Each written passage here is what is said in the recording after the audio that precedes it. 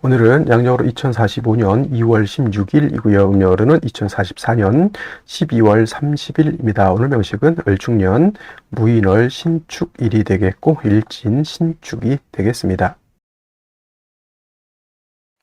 자, 사주라고 하는 것, 사주팔자라고 하는 것을 분석하는 것은 물론 이제 부기빈천도 보고요, 길흉화복도 보고 내 밥그릇이 얼마나 큰지, 나의 명예는 얼마나 큰지, 또는 나의 재물은 어느 정도 되는지 이런 것들도 이제 분석해 보기 위해서 이제 사주를 공부하고 연구를 하게 되는데, 그 중에서 또 한번 오늘도 강조의 말씀을 드린 것, 가장 중요한 것, 8글자 중에서 가장 중요한 것은 일간과 원령이라고 하는 것을 다시 한번 강조의 말씀을 드리면서, 오늘 공부할 명식의 일간은 바로 신이라고 하는 천간이 일간이 되겠습니다. 신이라고 하는 천간, 10개의 천간이 있습니다. 갑을, 병정, 무기경신, 임계라고 하는 10개의 천간이 있는데, 이 신이라고 하는 천간은 8번째 천간이 되겠죠. 갑, 을, 병정, 무, 기, 경, 어저께 경금까지 했고요. 오늘은 신이라고 하는 이제 천간에 대해서 공부를 합니다. 신이라고 하는 천간, 여덟 번째 천간이 되겠고, 경과 마찬가지로 오행으로 보게 되면 금이 되죠. 금, 쇠라고도 이렇게 표현하고, 그 다음에 금의 기운이라고 하는 것은 숙살의 기운을 이렇게 말한다고 했죠. 서늘하고 오싹한 기운, 상대적인 개념은 금극목하기 때문에 금의 오싹한 기운의 반대는 어떤 게 목의 따뜻한 온기가 될 것이고요.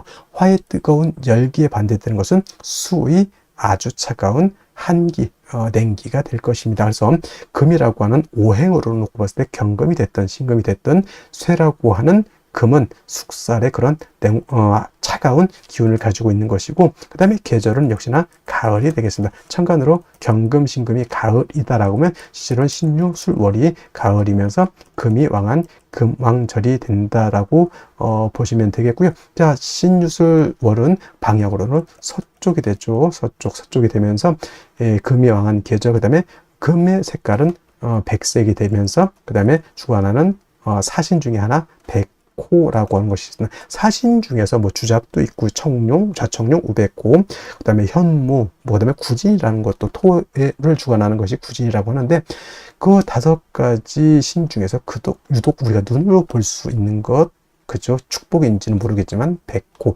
좀 백호도 약간 사람을 치면 약간 특이 같은 개념이죠. 원래는 안 태어나야 되는 그런 것인데 어떻게 해서 약간 돌연변이식으로 태어나는 것이 백호라고는 하는데, 일단은 귀하다 보니까 이걸 갖다가 사신에 한번 늦지 않았나라는 생각을 한번 해보게 되고요.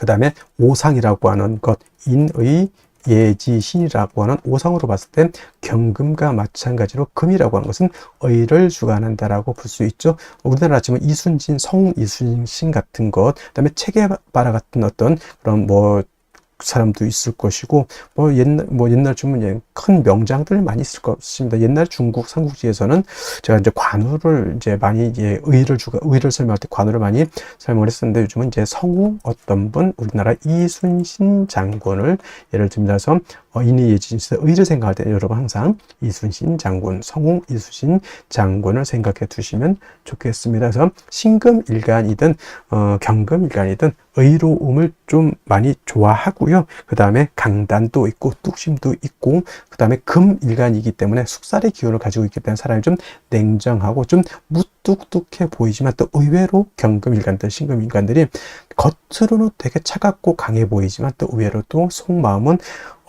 매우 또 여린 그러한 사람들도 없지 않아 있다라고 말씀을 드릴 수 있고요. 그 다음에 일간이 신금이기 때문에 이 사주는 의만 주관한다가 아니고요. 그냥 오행으로 금이 의를 주관한다라고 설명드린 것이지, 이 사주가 의를 너무 주관한다가 아닙니다. 사람은 인의 예지신 모두를 다 중요시하게 생각해야지, 너무 의만을 주관하게 되면 사람이 인자함이 떨어집니다. 그러니까 예를 들면 우리 명랑에서 볼 때 이순신 장군이 탈령한 사람을 갖다가 끌고 오니까 바로 할 말 있느냐? 없습니다. 바로 목을 베었죠. 이게 의를 굉장히 중요시하지만 맨날 사람들 보면 너 도망가면 죽어, 도망가면 죽어, 이것만 하면 되겠습니까? 그럼 무서워서 사람이 어떻게 삽니까? 남자들 군대 가더라도요, 위에 상사들이, 선임들이 좀 월차례도 시키고 훈련도 좀 빡시게 시키겠지만은 그래도 먹는 것도 챙겨주고 집안에 일 생기면 집에 갔다 오라고 또 챙겨주고 합니다. 그래서 사람이라고 하는 것은 어쩔 수 없는 환경이라고 하는 것이 있어요. 군인은 의를 주관할 수밖에 없겠죠. 선생님은 뭘 주관했죠? 좀 인자함 같은 거, 어머니 같은 마음을 주관할 수밖에 없고, 그 다음에 예를 들어서 회사 경영자는 좀 신망, 회사의 어떤 신망, 그죠? 나는 이 제품을 만들 때보다 사람들이 믿을 수 있게 아주 안정된 제품을 만든다. 차를 만드는데 예를 들어서 급발진이 생기면 사람이 그거 어떻게 탑니까? 그건 차에 대한 신뢰가 떨어지는 거잖아요. 그래서 뭐 특성에 따라서 인의 예지신 중에서 어떤 걸 특정적으로 좀 강조할 수는 있겠지만 사람의 성품이라고 하는 것으로 봤을 때는 인의 예지신을 모두 겸비한 사람이 완성형 인간이다, 이렇게 설명드릴 수가 있겠고요. 자, 다시 오행이라고 하는 금을 음과 양으로 구분해 볼 수가 있겠습니다. 자, 어저께 경금 공부했던 거 다시 한번 살펴볼 필요가 조금 있을 것 같은데, 자, 경금 뭐라고 했습니까? 완철금이면서 양금이라고 했죠. 양의 기운을 가지고 있는 금이 되는 것이고, 그 다음에 오늘 공부하게 되는 신금이라고 하는 것은 음의 기운을 가지고 있는 금이 되죠. 음금이 됩니다. 그래서 음과 양은 서로 대조되고 서로 상대적이고 그런 개념이다 하더라도 음과 양은 어떻다? 서로 보완 보충해주는 관계이지 서로 떨어지려고 하는 플러스 마이너스의 관계가 아니라는 것을 여러분들이 아셔야 된다. 양은 서로 붙으려고 하는 개념이지 서로 떨어지려고 하는 개념은 아니다. 양이 있어야지만 음이 존재하는 것이고 음이 또 있어야지만 양도 존재하는 것이다. 서로 보충해 주는 것인데, 양금인 경금 어저께 공부했던 것처럼 완철금이라고 하죠. 즉 강철 같은 개념이고요.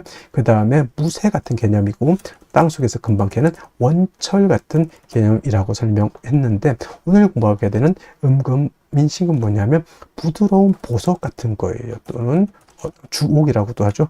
보석, 주옥, 또는 여러분들 가지고 있는 금반지, 금귀걸이, 금목걸이, 또는 도자기 같은 거, 굉장히 고려청자 같은 경우 굉장히 고가의 귀중품이 될 수 있겠죠. 그 다음에 여러 가지 장신구들, 뭐 황금 열쇠, 금두꺼비 같은 거 다 신금인 음금으로 볼 수가 있습니다. 그래서 경금 같은 경우는 무쇠 강철 같기 때문에 정화로서 단련하고 간목으로서 정화를 도와줘야지만 경금을 기물을 만들어서 경금으로서의 용도 쓰임 가치가 드러날 수 있다, 이렇게 설명을 드렸는데, 신금은 쉽게 말하면 땅속에서 금광석을 캐내서 금을 순수한 금 99.9의 금을 뽑아가지고 황금 열쇠 금 반지를 만들었다 생각하시면 돼요. 더 이상 화로서 신금을 갖다가 단련할 필요가 있겠습니까? 없겠습니까? 없죠. 신금이라고 하는 것은 임수로서 여러분들 반지를 녹슬지 않게, 먼지가 끼지 않게, 색깔이 변하지 않도록 임수로서 세척을 잘 해주면 됩니다.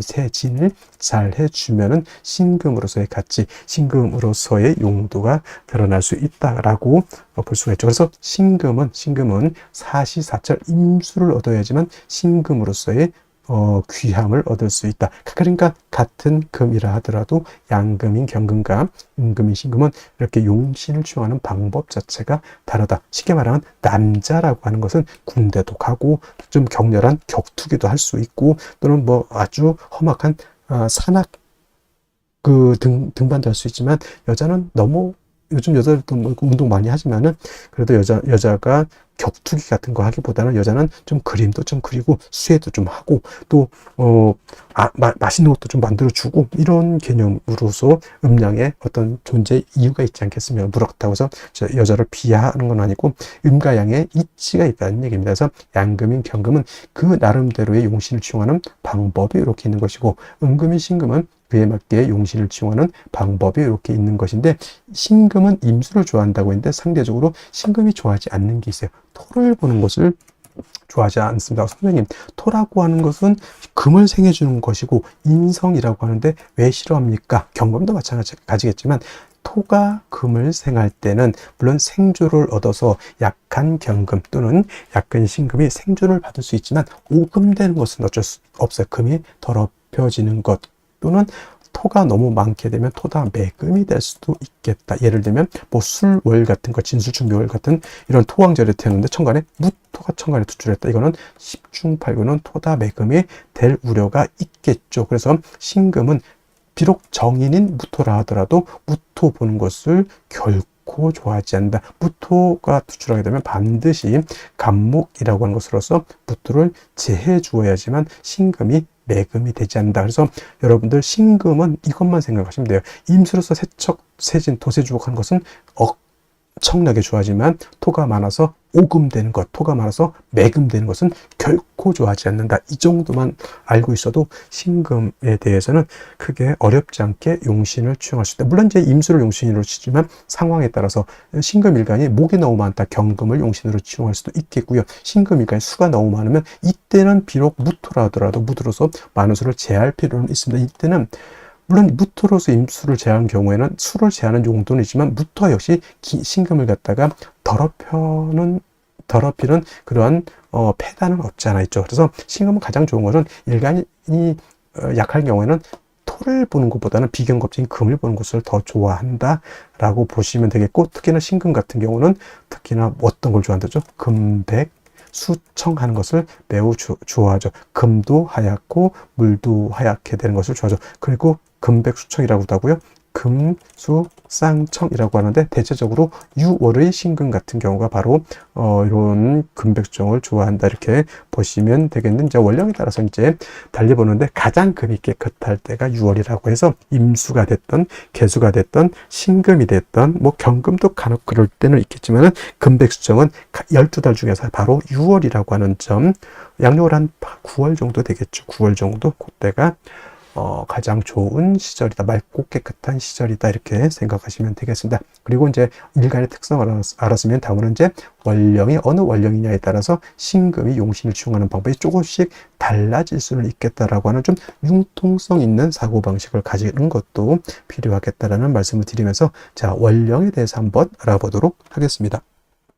자, 다음으로 원령에 대해서 알아보도록 하겠습니다. 원령이라고도 하고요. 이 원령은 다른 말로 월지라고도 하고 월원이라고도 이렇게 표현, 다 같은 말, 월주의 지지를 이루는 명칭이 원령, 월지, 월원 이렇게 표현하게 되는 것이고, 이 원령, 월지, 월원이 중요한 의미를 가지고 있는 것은 계절의 개념을 가지고 있다라고 하는 겁니다. 계절이라고 하는 것은 춘하 추동을 말하는데 봄, 여름, 가을, 겨울 이 안에는 우리가 왕세와 한열이라고 하는 개념을 추론해낼 수 있는 글자가 바로 이 원령, 월지가 되기 때문에 매우 중요한 것이고, 사주가 길한 사주라고 말씀을 많이 하죠. 좋은 사주는 어떤 사주니까 이 왕세와 한열이 중화를 잘 이룬 사주가 아주 부귀 영화를 누릴 수 있는 사주고, 그 다음에 왕세와 한열이 중화를 이루지 못했다 그러면 빈천한 사주가 될 수 있는 그런 사주가 되는 것이다. 자, 지금은 이제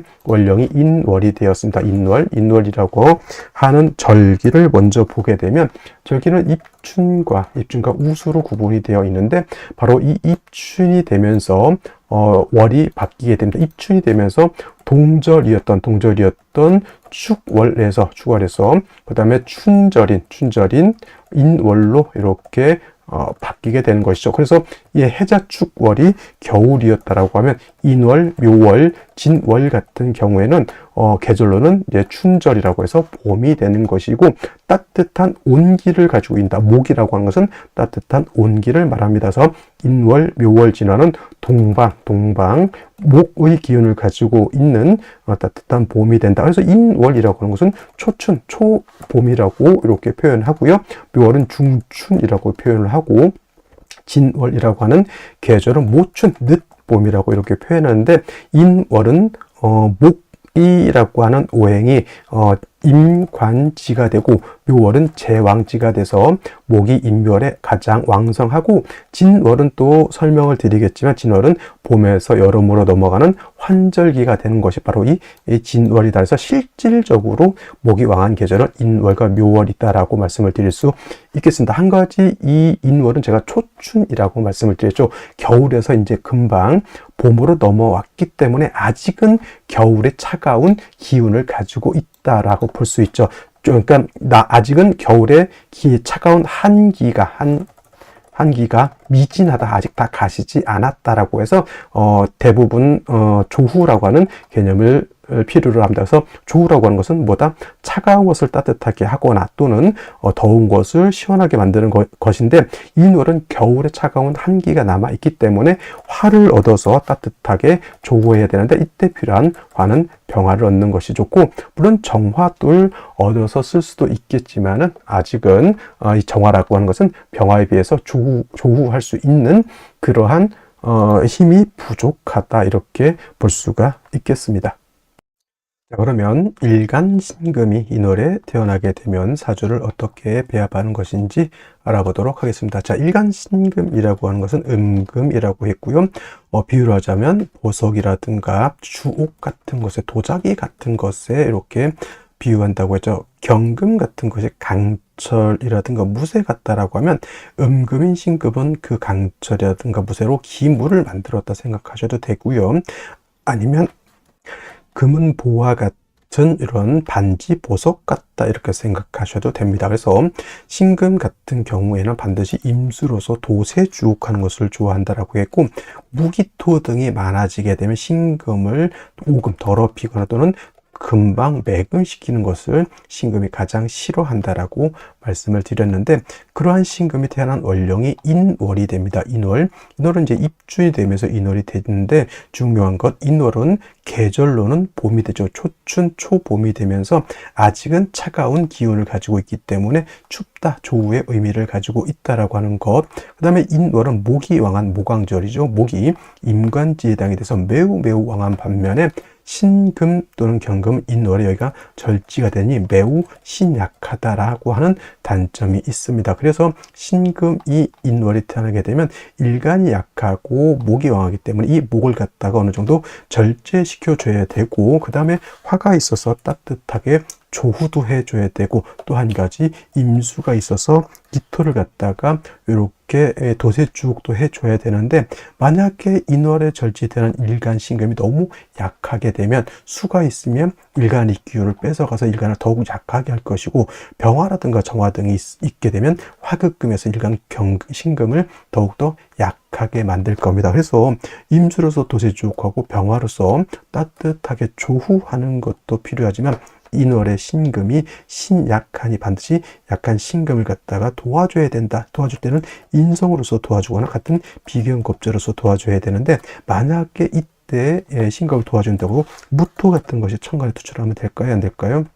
무토는 건토이기 때문에, 마른 땅이기 때문에 신금을 생주해 줄 수 있는 힘이 없고요. 만약에 천간에서 신금을 도와줄 때는 습토고 작은 토인 니사 같은 작은 토인 기토로서 신금을 생주해 주는 것이 필요하다. 가장 좋은 것은 뭐냐면, 인월 같은 경우는 경금 같은 것이 있거나 지지로 신유금 같은 것이 있어서 일간 자체가 뿌리를 얻는 것을 가장 좋게 본다. 왜냐하면 인월 같은 경우 토가 있게 되면, 기토 같은 것이 있기 때문에 토가 기토를 인성을 갖다 파하기 때문에 그 기토가 일간을 생하기가 좀 어렵습니다만은, 뭐 경금이라든가 신유금 등이 있게 되면 이 금은 일간을 도와줄 뿐만 아니라 많은 목을 갖다가 억제시켜 줄 수 있는 그런 힘을 가지고 있기 때문에 그렇습니다. 물론 이제 이렇게 연 같은데 신금이 이렇게 있게 되면 이런 거는 좋게 보기가 좀 어렵습니다. 어떤 경우에는 인신충하는 것을 좋게 보는 이론도 있지만, 인신충하게 되면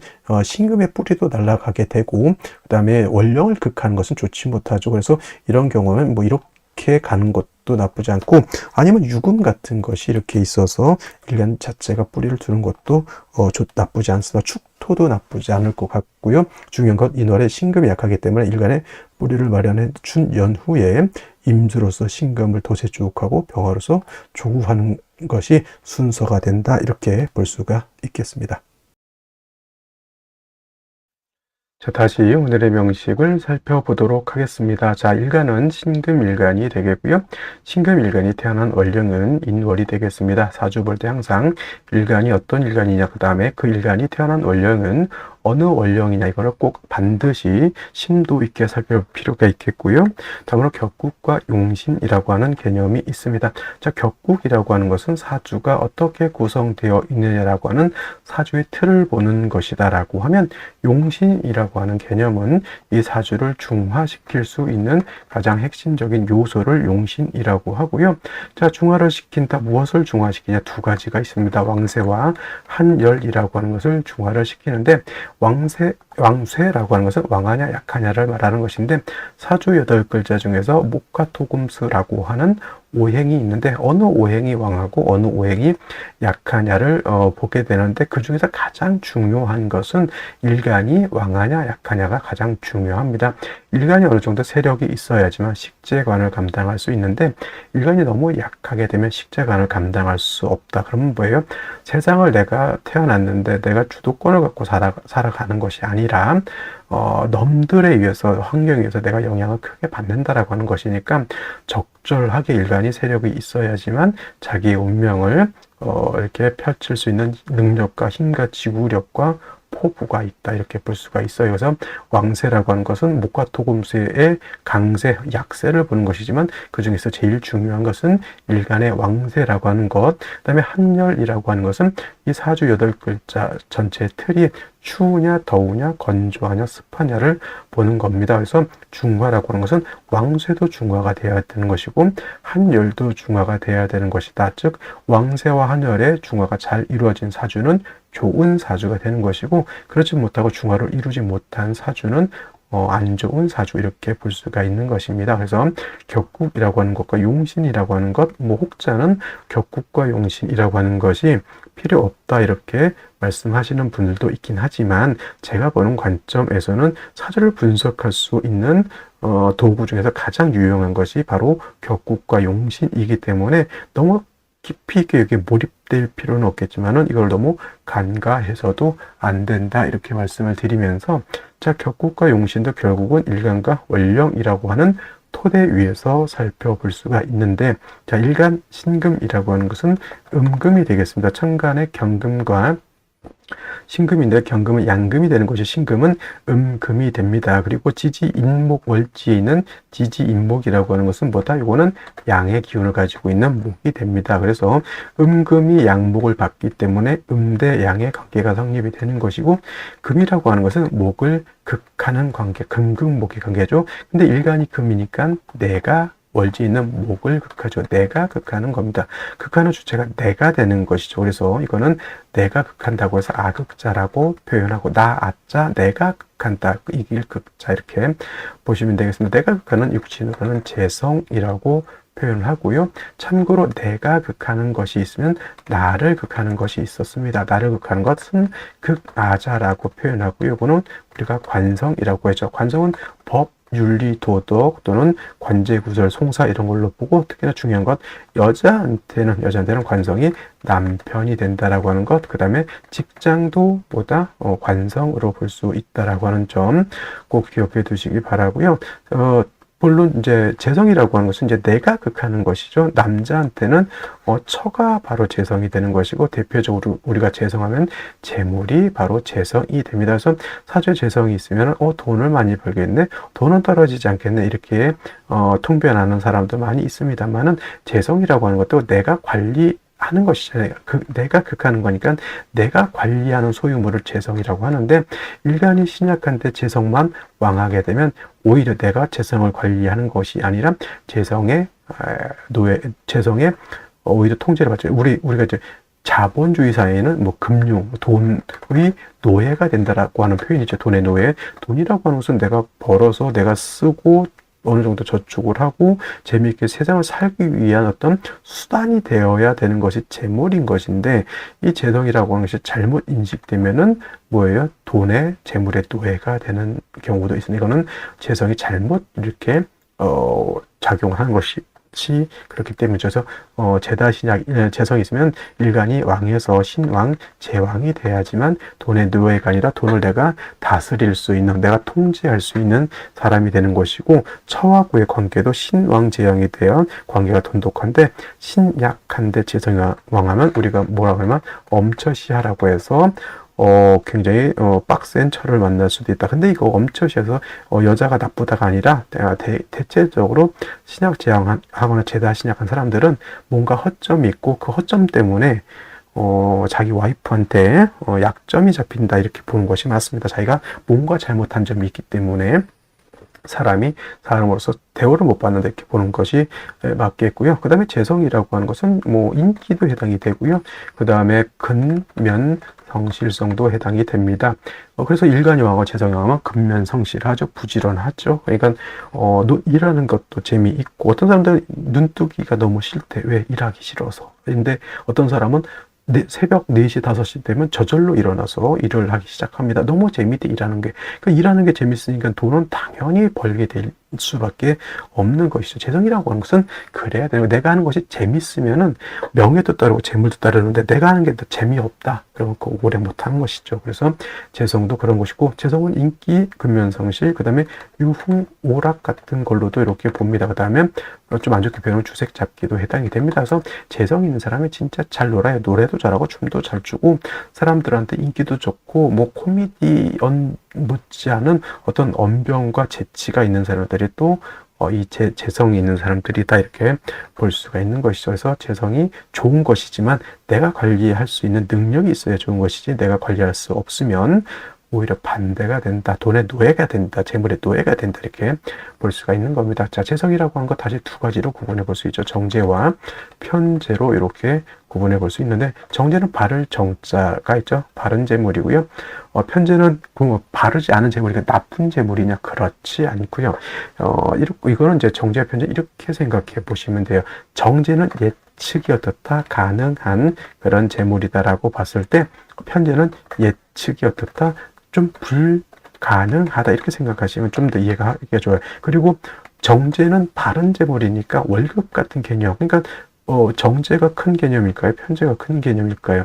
정제는 따박따박 월급 같은 예측 가능한 그러한 돈이라고 하면, 편제는 생각지도 않은 예측 가능하지 않은 재물이니까 큰 재물이 생각지도 않은 큰 재물이 될 수도 있죠. 로또, 주식 같은 개념, 코인 같은 개념. 지금 연도 2045년이죠. 제가 지금 이 강의를 만들고 있는 시점은 2025년입니다. 20년 바로 전이죠. 지금 이 세대는 로또도 있고 주식도 있고, 그 다음에 2024년 12월에 계엄 선포도 있었고요. 계엄 선포, 비상계엄 아주 난리가 아니었죠. 그죠?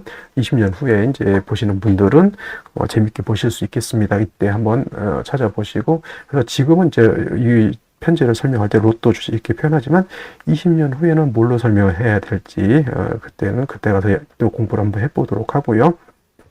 해서 편제라고 하는 것은 이런 개념이다라고 보면 되겠습니다. 그럼 정제가 좋을까요? 편제가 좋을까요? 여기 둘 다 좋습니다. 길을 가는데 5,000원짜리가 있고 10,000원짜리를 주시면 어떤 거 주겠습니까? 라고 하면, 어떤 사람은 뭐 짱구 굴려, 얘가 날 캘 것 같아, 그래서 난 5,000원짜리 준다, 이런 사람이 있고, 당연히 10,000원짜리를 준다는 사람도 있고 한데, 어떻다? 둘 다 바보다. 둘 다 주워야지. 왜 그걸 나누어서 5,000원짜리 주고 10,000원짜리 버립니까? 둘 다 주워 가야 됩니다. 그래서 재성이라고 하는 것은 둘 다 좋은 겁니다. 정제가 됐건 편제가 됐건. 근데 뭐다? 내가 감당할 수 있어야 좋은 것이지, 정제도 내가 감당할 수 없다, 편제도 내가 감당할 수 없다라고 하면 그것은 나의 재물이 아니라 나의 빚이 된다, 이렇게 보는 것이 맞습니다. 그래서 일간이 왕하고 재성이 왕해야 된다라고 하는 개념. 그 다음에 정제라고 하는 것은 일간과 재성과의 관계가 오늘처럼 이렇게 음대양의 관계가 성립이 되거나, 또는 반대로 양대음의 관계가 성립이 되면, 음양의 조화가 맞으면 이거는 정제라고 하고요. 편제라고 하는 것은 치우칠 편자, 양대양의 관계 또는 음대음의 관계가 성립이 돼서 음양의 조화가 맞지 않으면 이거는 편제가 되는 것이다 라고 볼 수 있죠. 근데 오늘은 음대양의 관계가 성립이 되니 신금이 인월에 태어나게 된 무슨 격? 정제격이 된다. 성격은 꼼꼼하고 세심하고 일덕이 이런 바로 이가 되어야 되는 아주 바른 생활, 어린이, 이런 사람들이 이제 은행이라든가 금융계통에 가서 이런 1단위까지 다 맞춰야 되는 그런 엄격한 셈을 하는 그런 분들, 꼼꼼하신 분들이 되겠습니다. 자, 인월은 정제격이라서 무조건 좋다가 아니라, 인월은 목왕절임에 반해서 목이 임관지가 되니까 왕하죠. 당연히. 네, 금은 인월에 여기가 절지가 됩니다. 매우 약하죠. 신약, 제왕한 국세를 가지고 태어나기 때문에 신금이 인월에 태어나게 되면 신약한 것이 문제죠. 반드시 인비가 있어서 일간을 도와줘야 된다. 인이라고 하는 것은 인성을 말하는 것이고요. 비는 비견겁제를 말하는 것이다. 신금 입장 인성은 토가 되는 것이고 신금 입장에서 비견겁제는 금이 되겠죠. 그래서 토금이 있어서 일간을 도와줘야 되는데 신금을 도와줄 때는 천간으로 토가 올 때는 기토라 해야지만 되고 무토는 된다 안 된다? 무토는 건토이기 때문에 금을 생할 수 없다라고 보시고 지지로 토가 있을 때는 진토 또는 보다 축토가 되어야지만 금을 생할 수 있고 술토라든가 미토 같은 경우는 금을 생할 수 없다. 그래서 결론은 보다 조토가 아니라 건토가 아니라 습토라 해야지만 금을 생할 수 있고요. 만약에 토가 없으면 비견겁제 천간으로는 경금이라든가 신금 같은 것이 있으면 좋을 것이고 지지로는 순유금이 있어서 지지로 신유금이 있어서 일간신금의 뿌리를 얻을 수 있다라고 하면 이것도 나쁘지 않다. 결국은 핵심보다 일간이 약하니까 약한 일간을